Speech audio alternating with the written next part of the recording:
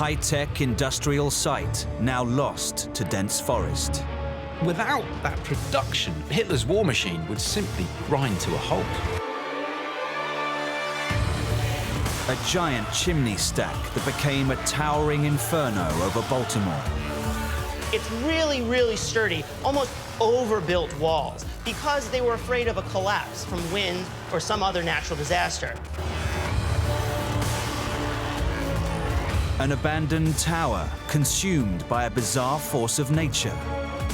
It's a very strange picture because what was there before is no longer there now. And a mysterious installation that waged a Cold War in Berlin. It was so brazen, it must have been a giant middle finger to the USSR.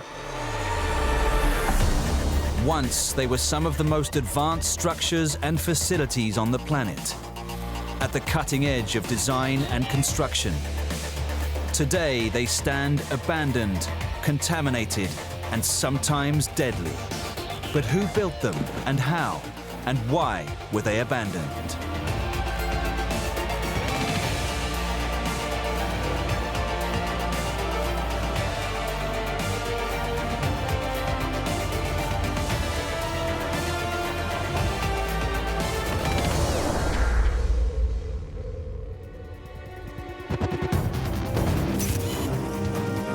On the Baltic coast of Poland, near the village of Politz, is a 450-acre fenced-off area of forest.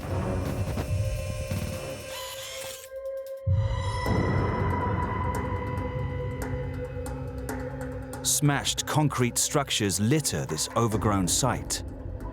Skeletal buildings riddled with collapsing walls, underground shelters, and a network of tunnels. Hidden under the trees in northern Poland is this labyrinth of concrete structures. It's quite clearly something that was industrial.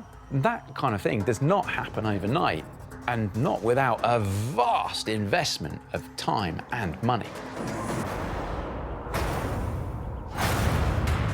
A group of mangled structures are clustered together at the heart of the forest, flanked by the pulverized remains of tower blocks and a strange brick-colored tower that soars over the trees. When you look closely, there are clues to tell you exactly what happened there. On the side of one building is marked in German, Coal Bunker 4. And then not far away, there's the remains of what was, quite obviously, large storage tanks. And right there, those two elements are at the core of the story and tells you what happened there. What was the purpose of this site? What events took place here? And why was it abandoned? In the 1930s, the town of Politz was part of Nazi Germany and would play a major role in Adolf Hitler's plans for war. Germany had already been rearming in secret for years when Hitler openly announced his policy of rearmament in 1935. Hitler, however, faced a critical obstacle to building up his military forces. Very few people know that Germany really lacked the natural resources required to fight a major war. Apart from coal and water, at the time, pretty much everything else was imported. And that critical lack played a huge role in Hitler's preparations for war. One crippling energy shortage outweighed all others, and that was fuel. Without it, not a single aircraft could fly, ship sail, or tank roll across the battlefield. The Germans suffered from real constraints in all of their operations from fuel. Through World War II, the prime mover, the main transport, was the M1A1 horse, pulling a wagon. Germany had almost no fuel and was therefore heavily reliant on imports. In the drive to become self-sufficient, they set out to create their own. The modern equivalent of almost £1 billion was spent on this site, the Politz synthetic oil plant. In 1937, construction started on the huge industrial complex. This was no ordinary refinery, but rather a state-of-the-art facility that used a revolutionary new process called hydrogenation to turn Germany's coal into oil. The Germans use methods to make fuel out of coal that were developed in the early 20th century on to the mid 20th century. They produce beautiful fuels, but they produce fuel that is very, very pure, but mind-bogglingly expensive. The synthetic fuel is created by liquefying powdered coal. In a reactor, a mixture of heavy oil, hydrogen gas, and a catalyst is heated to almost 400 degrees Celsius and subjected to the incredible pressure of 10,000 pounds per square inch.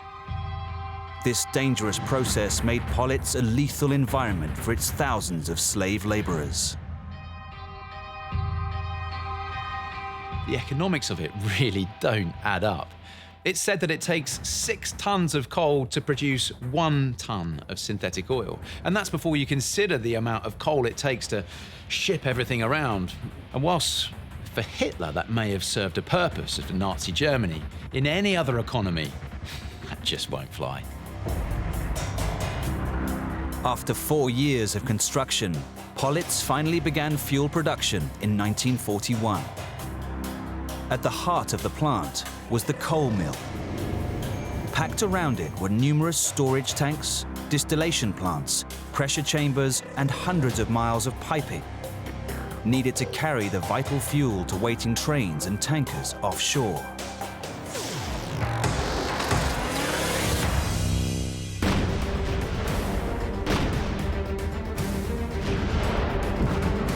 Politz had gone into production just in time to help fuel the 3,000 tanks and 2,500 aircraft that took part in Operation Barbarossa, Hitler's colossal attack on the Soviet Union.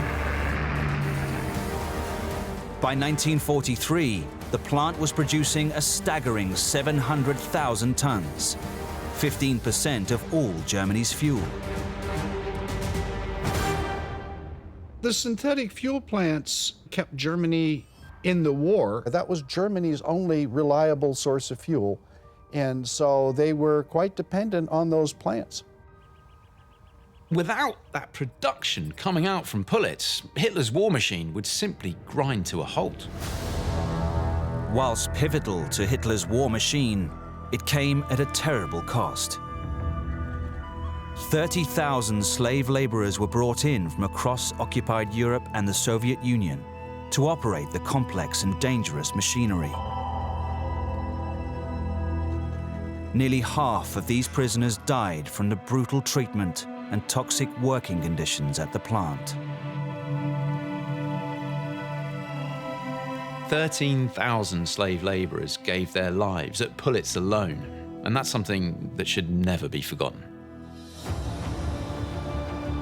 As Allied forces gradually gained the upper hand, synthetic fuel from plants like Politz became ever more vital for Hitler's armies. The Germans are really dependent upon these synthetic fuel plants. And when those plants are attacked, then there will be a huge drop-off in the capability. For example, there is no fuel to train pilots. They're producing airplanes, but there's no fuel, and it will become progressively worse. The critical weakness of synthetic oil was now exposed. It relied on coal to make it, but coal was desperately needed by other industries, power stations, and even the trains and ships that were taking the oil away from Politz itself. There simply wasn't enough fuel to go around. The German war effort has got to expend a lot more resource on burning 1 liter of high-test aviation gas than the British or the Americans or the Russians.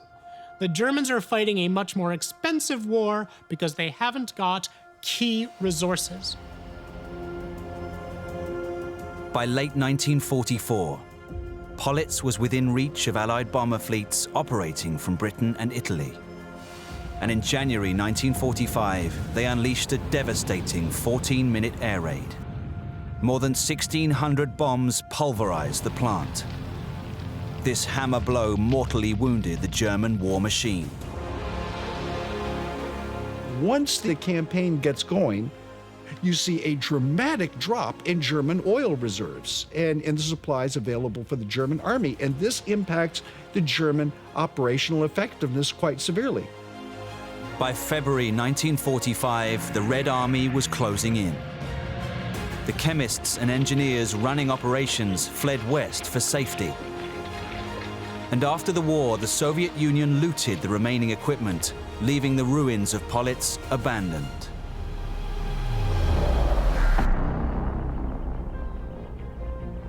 Today, the remains of this once high-tech refinery are accessible and can be explored with care. They are a forgotten monument to oil production, the Achilles heel of Hitler's Third Reich. The Allies pulled out all the stops to try and bring production to an end. And if you visit Politz today, there's evidence of that everywhere. Huge craters in the ground, roofs of all these buildings destroyed, some buildings completely turned over. The devastation there was phenomenal because it was so important for the Allies. That was their means of bringing Nazi Germany to an end. Politz reminds us of the horror of death. It reminds us of mass enslavement under cover of war. And it reminds us of the Nazi idea that cruelty and enslavement could create fuel where there was none.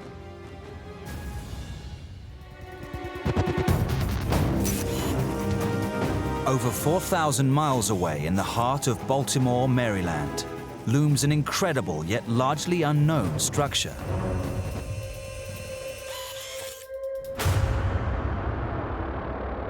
Hemmed in by office blocks, this tower is from a bygone era and is, to many of the city's inhabitants, an enigma. If I was just randomly driving through Baltimore and I saw this massive brick structure in front of me, I think I'd be pretty confused, to be honest, because I would think, is it a chimney for a factory? Is it part of a power plant? Is it even for storage? It was the tallest structure in the United States. Not only was it made of brick, but it was made of so many bricks. The tower reaches a height of 215 feet. Pierced only by a few deep-set windows, it soars high above the surrounding streets. At the base of the tower is an iron door that leads through the 4.5 feet thick wall and into a hollow shaft. Jackson Gilman Forlini is an historic properties coordinator and works for the preservation of the city's historic buildings. It is quite a climb. I mean, going 215 feet, it's over 13, 14 stories high.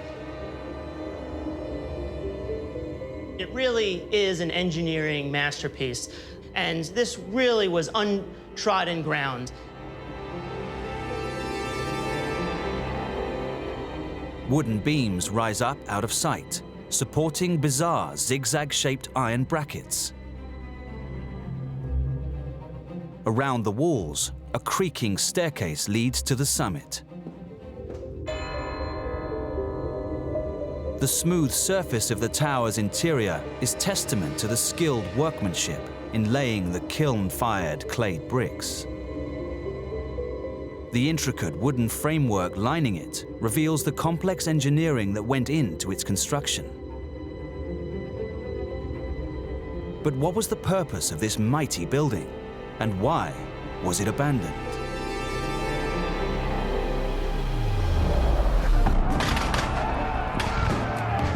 Decades after the War of Independence, the American military was again in conflict with Great Britain. During the War of 1812, when the British set fire to the White House, the American military was still reliant on imported ammunition from France, Holland, and Spain. Unable to manufacture the huge quantities of ammunition they needed, it was a crucial weakness in their defenses. The United States, at the time that this was built, was still a relatively young country that was trying to come onto its own on the world stage. And therefore, it needed a way of producing military armaments quickly and inexpensively.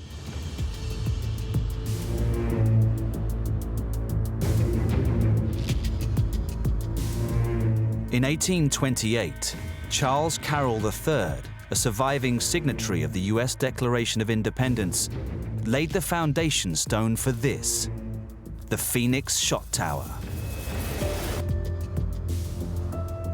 This vertical factory made lead musket balls and round bullets called shot. It was designed to produce 100,000 bags of shot every year, each bag weighing 25 pounds. To construct this impressive building, it required the production of well over 1 million bricks. This presented a potential problem. The limitation of the structure was probably due to the compressive strength of the brick at the bottom, right? You can only make it so high before the weight of the structure above just crushes the bricks at the bottom. Despite this, the extraordinary new building began to take shape. Yard after yard, it reached farther into the sky. The need for such height lay in the science. At the time when the shot tower was constructed, guns would shoot spherical, basically lead projectiles out of them. And the most efficient way to do that is to pour molten lead from a height, which as it falls, the molten lead coalesces into a sphere, almost like a perfect sphere. The process was invented by William Watts of Bristol in 1782. The same year he built the first ever shot tower. The technique relied on an ingenious use of physics to achieve the perfectly round bullet. Tons of lead were hauled to the top of the tower and heated to nearly 330 degrees Celsius to create molten lead. This was then poured through a copper sieve. The combination of surface tension and friction with the air turned the falling drops of molten lead into perfect spheres before they hit a cooling pool of water at the bottom of the tower. You're basically using gravity, you're using physics to create a sphere, so it makes perfect sense. But clearly what you need for that is a lot of height. And how do you get height? It's by building a massive brick tower. Building a 215-foot tower presented major challenges. They didn't really know entirely what they were getting themselves into. Incredibly, no scaffolding was used to build this. It was built entirely one level at a time, slowly building bricks as they went up. It's really, really sturdy, almost overbuilt walls, because they were afraid of a collapse from wind or some other natural disaster. And so this tower is really strong as a rock because of those super thick, load-bearing masonry walls.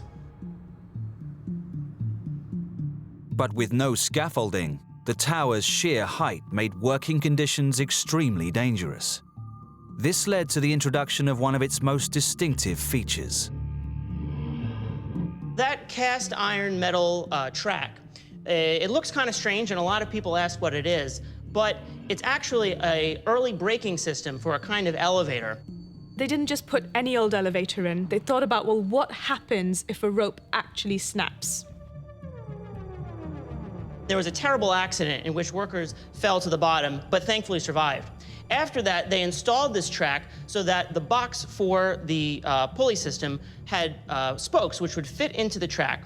So if there was a breakage, it would very slowly kind of shift its way down to the bottom of the tower, and hopefully no one would get hurt. Just a year after the first brick was laid, the Phoenix Tower went into production in 1829. Probably one of the most effective ways that the United States had of making shot. It was a huge production facility that created hundreds of thousands of bags of shot.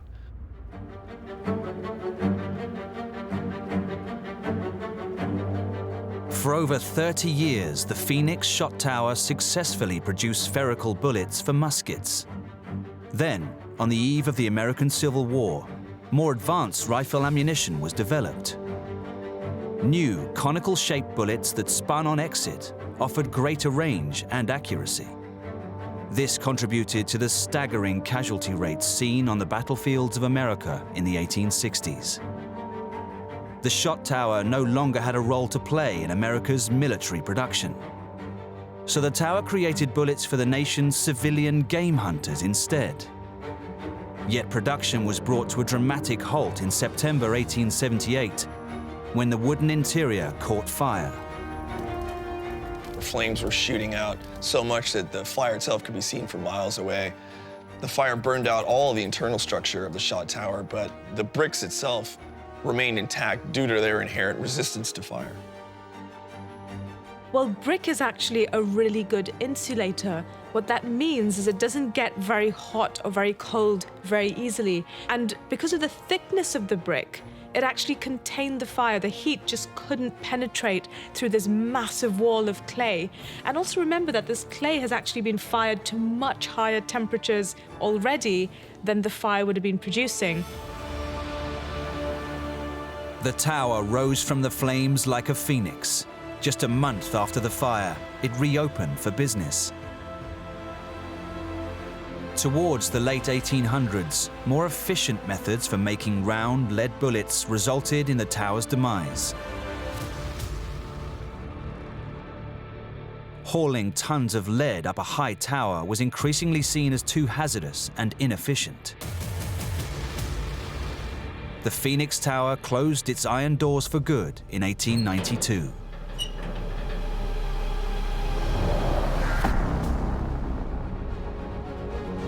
Today, the Phoenix Shot Tower stands as a monument to a bygone era. It helped de-shackle the American military from its reliance on foreign-made ammunition. Yet, without a concerted effort, this abandoned vertical factory would have vanished without trace. The tower had been purchased by a gas and oil company, which did propose tearing the tower down. However, the citizenry of Baltimore loved it so much and cherished it as a landmark that they rallied together and raised the money to purchase the tower and then donated it to the city government for safekeeping. Now open as a museum, the Phoenix Shot Tower is more than just a symbol of outdated technology. Not only did this incredible brick factory help to revolutionize the production of ammunition, it was also a vital stepping stone towards the nation's world-leading military industries.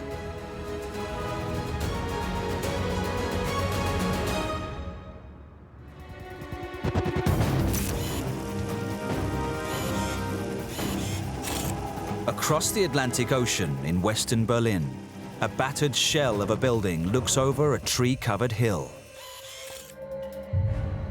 This hill is called the Teufelsberg, or Devil's Mountain. The name adds a sinister touch to the strange structure rising out of the trees. At first sight, all you're thinking is, I don't know what this is, but it's an eyesore. It looks almost like an ancient Prussian castle.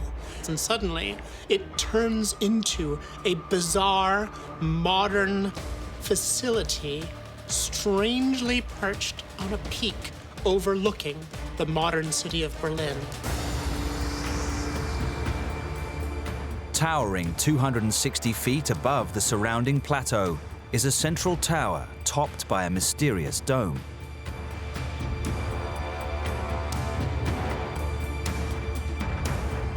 Two more tattered domes flank the tower, and nearby, another one rises from the summit.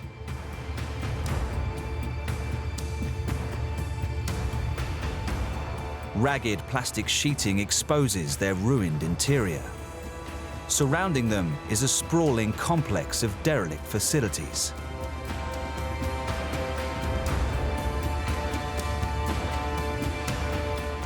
This thing is really a hangout for rebels, conspiracy theorists, counterculture, intellectuals, and most definitely graffiti artists. And there's sort of an angry presence to it. Mystery surrounds this strange ruin. What was its original purpose, and why was it abandoned?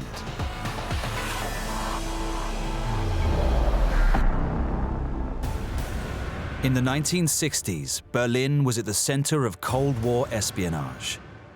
The city was divided into 4 sectors.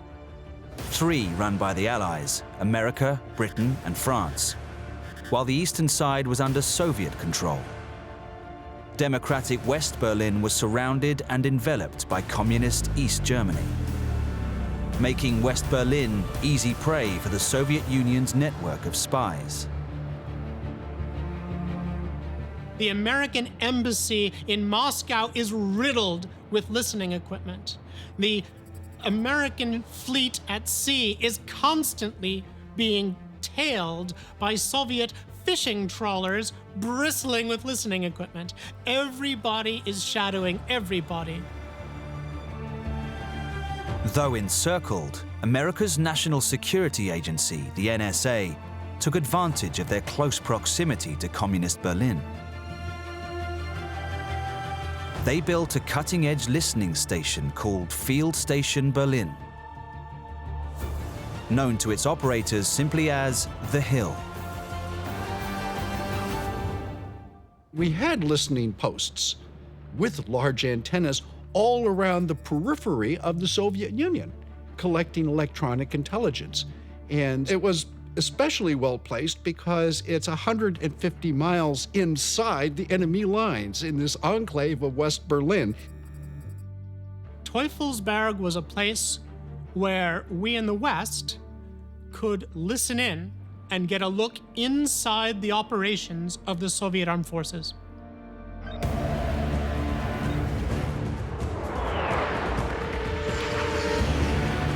In 1963, a year after the Cuban Missile Crisis brought the world to the brink of nuclear war, engineers began constructing the new monitoring station on the summit of Devil's Mountain. The foundations of the new complex were dug deep into the ground, but not into standard bedrock. Devil's Mountain is actually 13 million cubic yards of rubble, a mound created with the wartime ruins of Nazi Berlin. Beneath this Devil's Hill is something really interesting, a Nazi technical college designed and constructed by Albert Speer. And it was designed so well, they couldn't knock it down, so they just buried it. As soon as the Hill went into operation, the Soviet Union were desperate to shut it down, in large part because its surveillance technology was proving highly effective. In each of the distinctive domes was an antenna, a rotating parabolic radio antenna that intercepted Soviet communications. Monitoring this radio chatter gave the NSA valuable insight into military maneuvers behind the Iron Curtain. However, to maintain the shape of the plastic sheeting over the main dome, the whole structure had to be kept under pressure, with potentially life-threatening consequences. It's interesting that the iconic radomes are still there today. Now, these were thin plastic put over frames in a highly pressurized room, and we're told, interestingly, that the men who worked there had to go through a decompression chamber upon leaving, or otherwise risk getting decompression sickness. The Soviets continuously attempted to block or interfere with US Army radio communications. This was a practice known as jamming. Now, jamming was a standard procedure of the Soviet Union. But in this case, there's not a lot you can do with an enclave that's deep inside your system without jamming your own radio transmissions. This structure, high up on the hill, it was so brazen, it must have been a giant middle finger to the USSR. Year after year, the Hill listening station gathered intelligence on the strength and capabilities of Soviet and East German forces. And nuclear missile launcher units were given top priority. You can learn a lot from military operations from just listening, even if you haven't broken their codes. We understood that when we were on the radio, the other guys were listening. And they understood that as well. Both sides continuously eavesdropped on their opponents' radio communications. But for more than 30 years, the Hill's location in Berlin, right at the heart of communist Germany, gave the West a crucial advantage. You're surrounded by a large number of Soviet East German divisions, which are holding maneuvers, which are pushing their radio traffic, and it's a great place to listen to all of their patter, their tactical operational transmissions. The Soviets failed in their quest. They never managed to put an end to the NSA's surveillance. However, with the collapse of the Soviet Union and the Warsaw Pact in 1989, the Cold War came to an end. The Hill became redundant. And as soon as it was decommissioned, it was stripped of its secret monitoring equipment. All that remained was an empty shell. Today, the Teufelsberg listening station is a ruin overlooking the united city of Berlin. Yet, its rebellious status remains intact. Who wants to remember that paranoia, that imminent destruction? So now it's a graffiti gallery, and maybe that's appropriate. You know, maybe that's even healing. Even today, details of its surveillance work are classified. But the knowledge and experience gained on this mountain of Nazi rubble gave the US and its allies a lead in signals intelligence that has never been lost. We are looking at people's bandwidths and transmissions all the time, and it's still a very, very big part of intelligence. In fact, it's probably a bigger part of intelligence today than it was before. The site now has been completely stripped of all its equipment, so there's no clue about what it actually found. And to this day, it remains highly classified. In fact, top secret.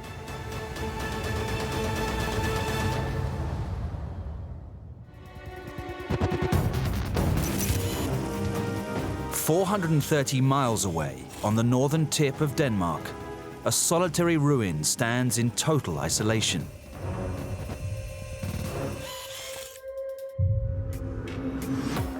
The derelict tower overlooks the sea from its position on top of a huge sand dune. When you think of shifting sand dunes, you possibly conjure up images of the Sahara and vast desert landscapes. You certainly don't automatically think of Denmark. Perched precariously on this desolate landscape, it overlooks the Skagerrak, the narrow strait of water that separates Denmark, Norway, and Sweden. When you see this tower emerging out of the sand, I mean, it's eerie, it's mysterious. It's a very strange initial picture, and that's primarily because what was there before is no longer there now. The 75-foot masonry tower is topped by a glass-fronted turret. Scattered around its base are the remains of buildings submerged in the sand. The whole structure is precariously balanced on the lip of a sheer sand cliff, 200 feet above the crashing waves. What really stands out as it rises up into the sky, looms over the cliffs, is when it was built, the tower was strong enough to withstand even the strongest gale. So why was this one abandoned? In both world wars, this stretch of water, the Skagerrak Strait, was the German Navy's main gateway to the open ocean. This tower witnessed prowling British submarines lying in wait, and the Bismarck sailing to its doom. But centuries earlier, the Danish government had realized its critical importance to trade. To become a global power, they needed to help ships navigate one of the most dangerous stretches of water in the Northern Hemisphere. Jacob Kofod is a guide and curator at this unique site. It were very dangerous to sail at this sea. There was a lot of storm from the west, and the boats were often come in trouble. So they want to make some lighthouses along the coastline. With a budget equivalent to nearly £750,000 in today's money, the Danish Lights and Buoys Service commissioned a revolutionary lighthouse. They called it the Rubjerg Knude Fyr.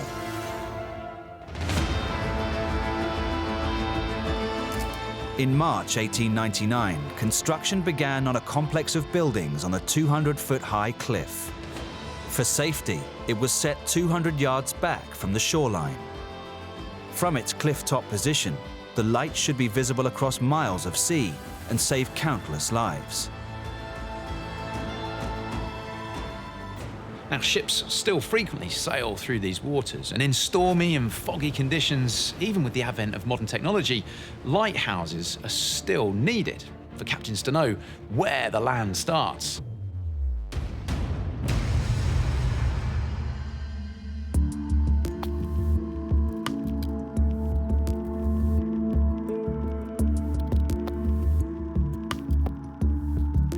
After nearly 2 years of construction in late 1900, the light at the top of the White Tower was finally switched on. It was powered by a 550-watt bulb and had state-of-the-art French-made Fresnel lenses to amplify the beam. With numerous glass rings stacked at different angles, the Fresnel lens focused light towards its center. On clear days, this allowed it to be seen from 25 miles away. However, sand picked up by strong winds along the coast constantly clogged its machinery and scarred the Fresnel glass. And engineers hadn't foreseen an even bigger problem. When it was built, Rubjerg Knude was 200 yards inland and 200 feet above sea level. And miles away to the south was a sand dune, but not just any sand dune. The Rubjerg Mile is the largest moving sand dune in Northern Europe. For 300 years, 5 million cubic yards of sand crept along Denmark's northern coast at a dramatic rate of 60 feet a year. It's really hard to imagine that a country like Denmark could have a slow-moving sand tsunami creeping up the coast. The sand dunes themselves always have a sort of back slope, a windward slope, and then a slip face where the sand gets blown up, it bounces up and falls down the slip face, and slowly, through time, it migrates across the land surface. We can't stop the wind, so we're not going to be able to stop the sand dunes that are migrating because of the wind. The fact is, this sand dune had been moving for centuries, but where the lighthouse was built, there was never any reason to think that the sand would ever be any kind of threat. For over 20 years, the tower's light and foghorn penetrated darkness and mist to keep vessels clear of the dangerous shallows. By the 1920s, however, the Rubjerg Mile dune had arrived on its doorstep, to the horror of engineers. They just tried to do a sort of King Canute and stop the sand in its tracks. They put barriers in the way to stop the sand migrating. On doing so, there was a big traffic jam of sand building up, and the dune got bigger and bigger. So actually then you've created a bigger problem because you've created a bigger dune. In an unlikely twist, the 200-foot cliff that made the lighthouse so visible now acted as a ramp and carried the slow-moving tsunami of sand up and over the lighthouse complex.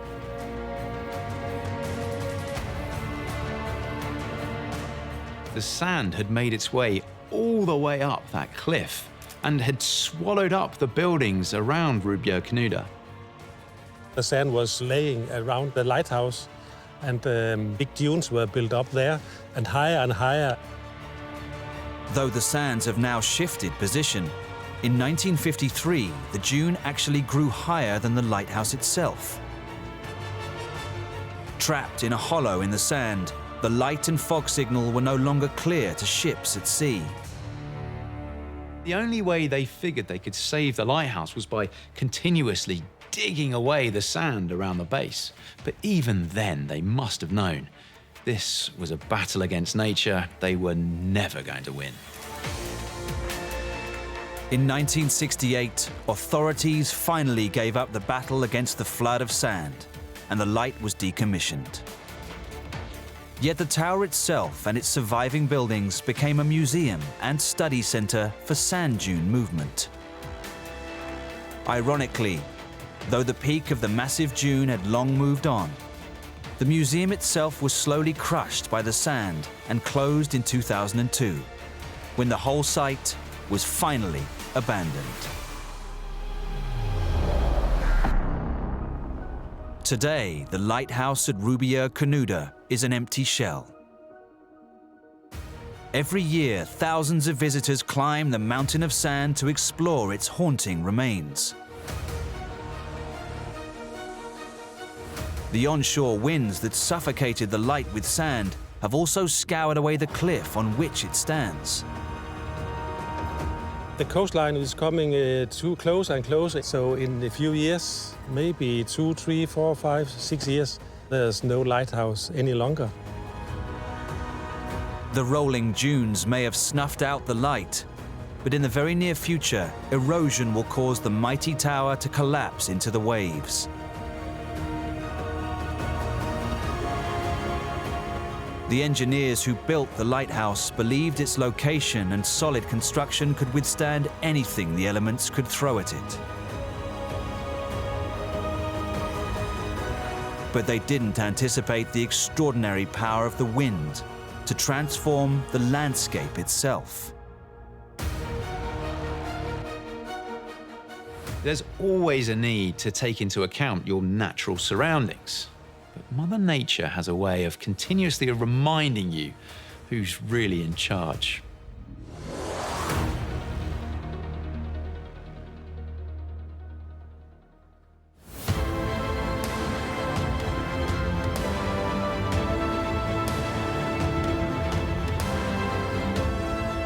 Now abandoned, they were once on the cutting edge of human engineering.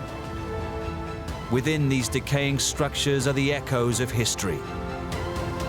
They speak of war and terror, but also of exploration and human endeavor.